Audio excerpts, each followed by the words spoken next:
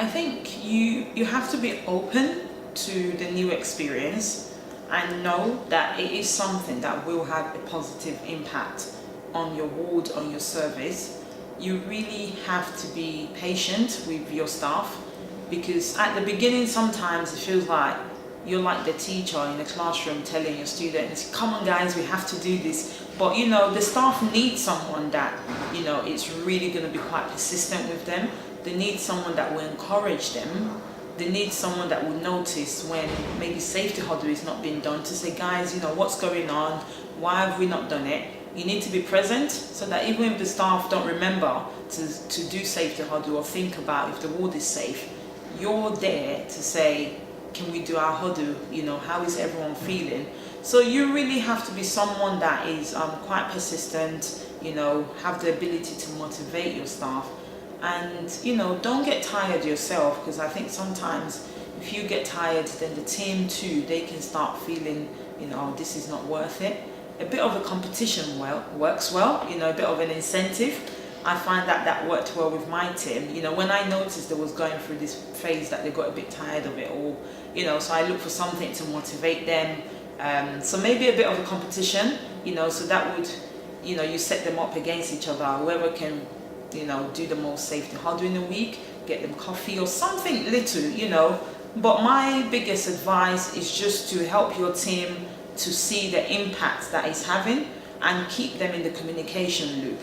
Because oftentimes if staff don't know what the benefit is, if they don't know what the impact is having, they're just going to feel like it's just another paper exercise. So you really need to make sure you're giving them all the right information in a timely manner, and then give some ownership to your staff as well. You know, maybe just rotate different roles within violence collaboration, safety huddle, so that they have ownership of it. So that if you're not there, you know, they still continue with it and the momentum carries on as well. But don't give up. Yeah, definitely. A bit of nagging helps. I was very fortunate that I had majority of our team were really up for this. We had such high levels of violence that I think everyone had just had enough, and they wanted something. They needed something. So I was lucky in that respect, and I know other teams haven't been so lucky. But it was still hard and challenging. I think what really helped me was I chose a couple of members of staff that I knew really wanted to do this, and really got them on board with me, and we talked about it a lot, and they kind of helped me run it. So I think Linnea and Yenla were vital when I was trying to manage this. They would be my people behind me when I wasn't there, getting things done and encouraging people to do things. It's just about keep reminding people why you're doing it, that it will make their job easier and more enjoyable, and there's a reason why we all became nurses or support workers, or we chose to work in this hospital, because we care about people and we care about the experience they have, and we want to get them better. It's just about keep reminding them that, and it just takes a lot of repetition and perseverance and tapping at the safety cross when it's not done, just pointing, going, do this, and just being there, like with the community, helping the community meetings, especially like being at the community meetings. I think is really important for managers to be at and to help the people running them.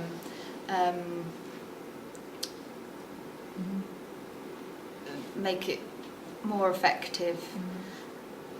And then also, what I found on other wards is that if managers don't go to the community meetings, there's more dissatisfaction, and the band, normally because the band 4s run the community meetings, they get abuse from everywhere and it's all on them, and I think that's really important that we don't let that happen, and that the managers can make sure that doesn't happen and that they can take some responsibility. Because often band force will say, well, I don't know, I'll have to ask the manager, and if you're there you can just sort it out straight away pretty much. So I think that's really important, and it's really important for them to attend the safety huddles, I think. It's quite a lot of modelling actually is Yeah. quite important. Definitely. And that took time with the safety huddles, getting them to write the interventions, and think about it in a different kind of way. And then once you've given some examples, that people start flowing with ideas from your one idea that you might have thought of. Initially, it was quite difficult to get all the stuff in it, but we kind of started slowly.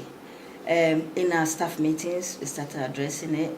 I have posters on the wall all around the staff office, indicating what needs to be done. And then when we're having these violent collaboration meetings at the marshes, the unit-wide one, I try to identify people who I feel they are outside the circle, so that they go there and kind of understand what is going on and what we'll be talking about. And so when they come back to the wall, you see their motivation towards the initiative that is being done on the ward. And so slowly, I kind of identify the people who are outside my circles and getting them in. And then when we're doing the huddles on the ward, it's not being led by just the RMNs, but the HCs, the life skill recovery workers, are also part of the people who take initiatives of it. So they understand, and so they've all embraced it. In terms of staff, they should address it daily in their handovers and talk about it in their staff meetings. They should have regular staff meetings, bringing it up, bringing the safety cross, the BVC if they're doing that, and then also they should encourage the life skill recovery workers to talk about it in the community meeting.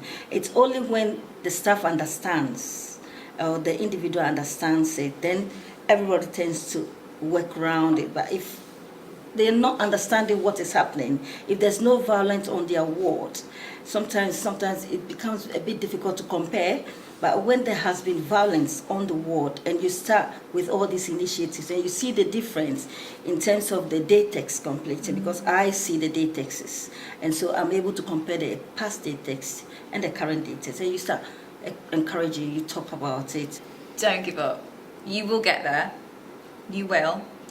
That first few months can feel like a war of attrition, and I think in the same way that the huddles and the work you're doing is about thinking creatively with your service users, think creatively with your staff. Think about what is going to inspire them, what motivates them.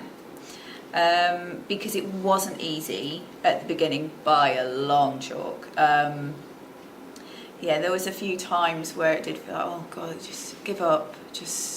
It's more hassle than it's worth. No one's listening, no one's getting it. And then we made it fun, we made it a bit more, took a bit of the seriousness out of it. And people started to get on board with the idea through a bit of competitive spirit. And then before they realised, they were just seeing the effect of it.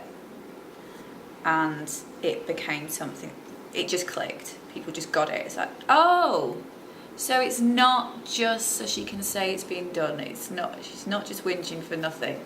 There was a real reason. And yeah, just persevere. Don't let them grind you down. You'll get there. When people realise that they haven't been to A&E for 3 months from an incident, then maybe, they'll get it. And the funny thing is, I was on leave for 3 weeks, and I did expect to come back to a safety huddle-less book. And it wasn't. It's not just a because Beck says so, which was the feeling at the beginning. It's like, yeah, we have to do it, or Bex and Richard will get cross and we have to do it. It literally is. It's a part of day-to-day practice on the ward, which is incredible because it just means that at the end of this project, that work's going to continue. I hope things still continue to change for the better. If you keep doing it, it will. Yeah. Because, we're still seeing change, aren't we? We saw Yep. Bevan's reduction Yeah. a month or two ago. Yeah, definitely. After 16 months. Yeah. So it can keep going. Yeah, it will. Yeah. And I think we're all, as ward managers and matrons, all really determined to make that happen. I certainly am.